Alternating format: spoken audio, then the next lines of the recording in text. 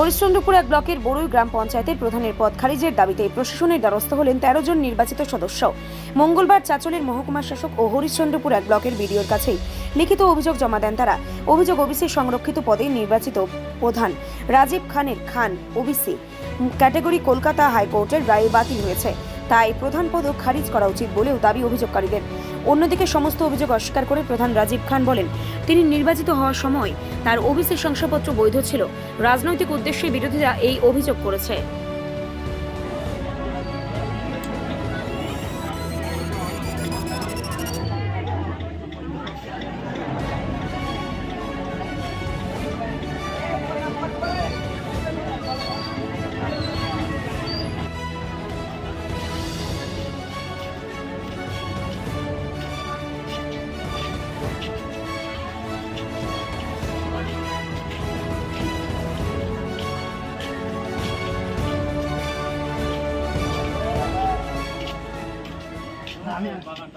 আমরা হরিশ্চন্দ্রপুর 1 বড়ই জিপির মেম্বার আমরা, এবং আমি অপোজিশন লিডার।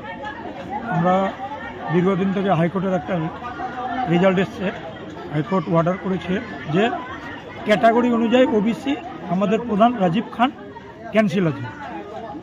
তার বিনিময়ে আমরা একটা স্মারকলিপি দিলাম বিডিও সাহেবকে, এসডিও সাহেবকে, যে আপনি এটা পূর্ণাঙ্গ তদন্ত নিয়ে আপনি এটা দেখেন, আর ও অবৈধ চেয়ারে বর্তমানে বসে আছে প্রধান।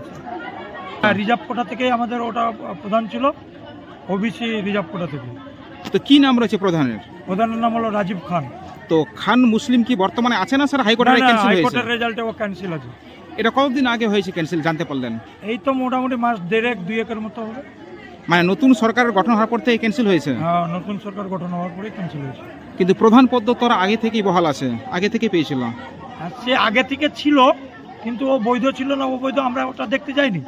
তো আপনারা কি দাবি করছেন? আমরা দাবি করছি ও ওই সার্টিফিকেট নিয়ে ওই ক্যাটাগরিতে ওই চেয়ারে বসার যোগ্য না। মানে যেহেতু হাইকোর্ট রায় দিয়েছে ক্যান্সেল, হ্যাঁ ক্যান্সেল, সেই জন্য তার প্রধান পদ খারিজের দাবি করছেন? হ্যাঁ, খারিজ আমরা দাবি করছি বর্তমানে।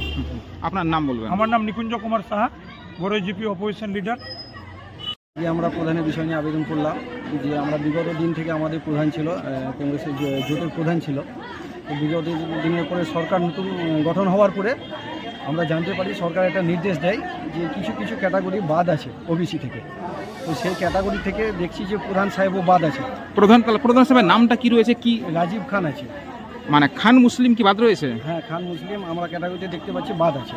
মানে এটা কি হাইকোর্ট থেকে নির্দেশ এসছে? হ্যাঁ, এটা হাইকোর্ট থেকে নির্দেশ এসছে। সরকার তথাপি সরকারও বলেছে নির্দেশের অনুসারে আমরা জানতে পারি যে না, ওর যখন বাদ আছে তো ওই চেয়ারে ও কী করে বসে থাকতে পারে।